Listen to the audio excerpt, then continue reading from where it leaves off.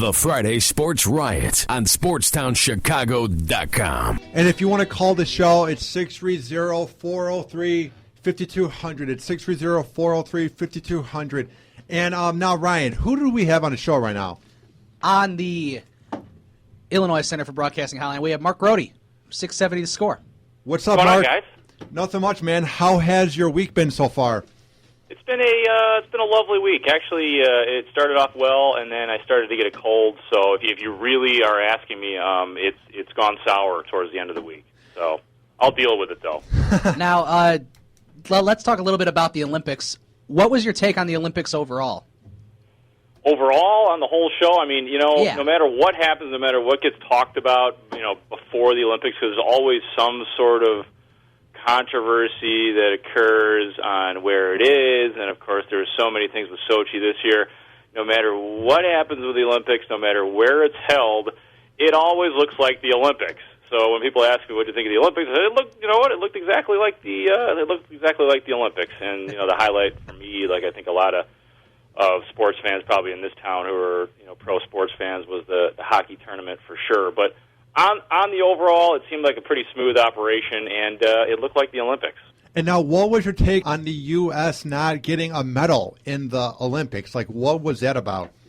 Well, going into it, I don't think a lot of people, people didn't necessarily expect the Team USA to medal. I mean, I think that I expected them to at least get a bronze. I think the highlight, though, of that entire tournament, obviously, was the game against Russia in the shootout. I thought they played better against Canada than a lot of people thought they played. I mean, I keep hearing from people that they got completely outplayed, completely outclassed, and I didn't see it that way. You lost 1-0, and the best player on the ice was the goalie for Team USA, and that was Jonathan Quick. So to me, they played that game very well. Now after they lose that game, to me, personally, it didn't really matter what happened in the next game. Now, they got embarrassed by losing 5-0, but really, with any of the Olympic sports, who cares about silver and bronze? It's like the worst second and third prize. Yeah. So do you think that Sochi was a bad place to have the Olympics, or do you think that after they had the Olympics there, that it was a good idea? Well, I think overall, going into it, I'd say like a place like that, a country like that is as backwards as it still is with some of its social issues and the way they handle things with dogs running around and the way they treat homosexuality. They don't, something like that in terms of social conscience, no, they don't deserve it. And a lot of what the Olympics is about is that, and it's about the world and about the world coming together. They're a little bit backwards. Now, did they put on? Was Sochi a good place for the Olympics? When you just talk about the raw sport, yeah, it looked great. All the events looked pristine. It looked like a smooth operation. The security issues, nothing happened with that because that's what everybody was worried about going into it. Is there going to be some sort of terrorist attack? And they handled it all very well. But to answer the question, I don't think a country like that, these backwards countries, deserve to be highlighted by the world. Now, moving on to some baseball, is there any chance that there could be some bright spots for the Cubs this year? How do you see this going down?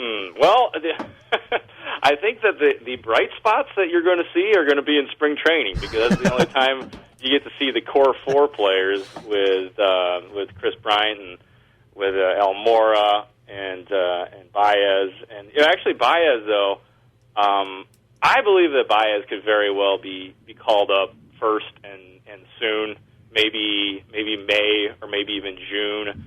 That wouldn't shock me at all. So really, I'm just trying to think. I'm just like going position to position, like with the team that breaks camp, and there's nothing that I can think of that really jumps out at me in terms of what I guess I want to see if Anthony Rizzo more than anything turns around. I want to see if I believe Starlin Castro will get back to where he was, but because he was just, I don't believe that you can go from a guy who gets 200 hits a year to all of a sudden just completely flop.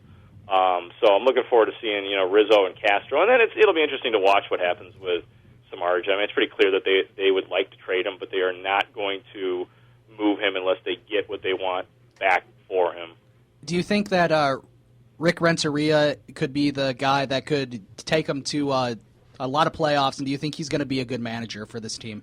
Well, apparently he's the guy that is just supposed to be nice. to the players. Right. Because, the one thing that Theo Epstein admitted about Dale Swaim, or said, or was quoted as saying, I think it was Epstein or Hoyer, one of the two, they're on the same page, of course, is that, before you can give tough love, you have to give love. And, apparently Swaim didn't do that. So really, Rick Renteria's job is to come in and be really, really nice to these players and to try to, no matter what anybody says, that's what it's about, developing the young players, getting along with the young players. So apparently if Starlin Castro allows a guy to tag up from third base from the shortstop spot, he's not going to get scolded this year like he was by Swaim. He's going to get a big hug from Rick Renteria in the dugout. Now, moving on to the White Sox, what would you call a good year for this team? Well, 99 losses last year. I don't expect them to. They're in a tough division. I think that's one of the big things with you can name three teams right off the bat that are better than them. I think position for position, especially starting with Detroit and Kansas City and Cleveland. I think that maybe I think the Sox probably 5-6 games under 500 before it's all over. I think that it'll be worse than that throughout the year, but I think they'll finish strong.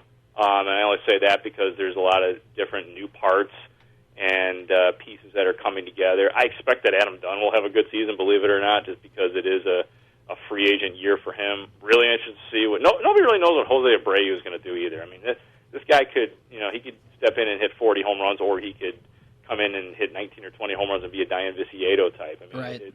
It's completely difficult to tell. So I'd say a successful season or a realistic season, 5-6 games under 500. Speaking of some of the new people that are on the White Sox now, do you think Matt Davidson will be the starting third baseman for the White Sox? I don't know that he will be. I definitely think he should be. I think that, he's penciled in, though, in a lot of the projected lineups, but just from some people that I've talked to, they say that he may start in the minors because, he only is 21, 22 years old, but, with very little major league experience. But I think the White Sox are in a perfect position to have a guy like that, learn on the job. They've got an opening for that this year. They're not expected to win. There is an opening on this team to have a young guy play through the pain and learn at the big league level. And I think that they have the it's not always the situation with a team that you have the luxury to do that. I think the White Sox do. So I think they should start Matt Davidson. I don't think he will, though, right out of camp. And now, how good of a year will Chris Sale have for the White Sox? I think Chris Sale is going to be, absolutely excellent. I mean, he's probably angry coming into this year because I don't think he had a great season last year, and a lot of that had to do with the White Sox dud of a defense and all the hitting problems that they had. But I think that Chris Sale can be a 17 to 20 game winner, and this is where he really now he is legit thought of Cy Young candidate.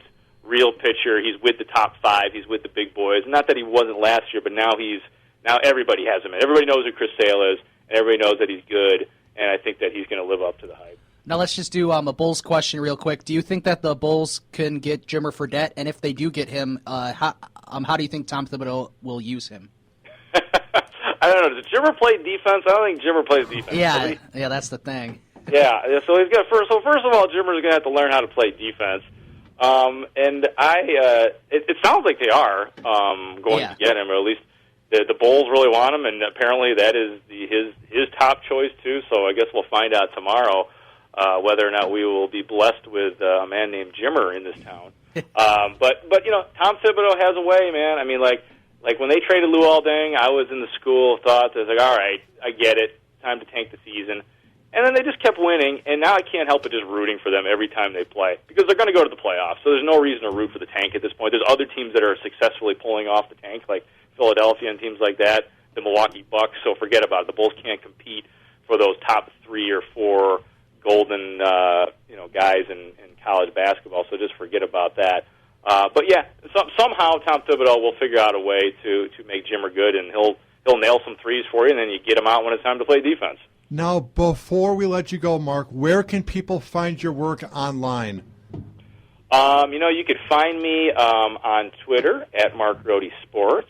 You can go to 670thescore.com. You could hear the podcast. We do I do a show with Steve Rosenblum on Saturday mornings. We start at 10 a.m. and go to all sorts of different times. I think we're 10 to 12 this Saturday. And I'm also part of the Mully and Hanley morning show, Monday through Friday, 5 a.m. till 9 a.m. I do the updates and join in with those guys every once in a while, too. So I'm all over the board, guys. You can find me anywhere, but at Mark Grote Sports is the Twitter. So Okay. Thanks for coming on the show, Mark. We would love to have you again to talk about Chicago sports. Thanks, guys. Thanks for having me on. I really appreciate it. Thank you. Thanks, Mark. Later. And that was Mark Grote of 670 The Score on the show to talk about the latest happenings in Chicago sports. That was a lot of fun. That was a lot of fun, and we got through a good amount of stuff. There was some really interesting stuff with the Olympics, for sure. Yeah. I like this point where it's just like you can't root for Sochi. Like, they're just so awful, terrible people. The Friday Sports Riot on SportsTownChicago.com.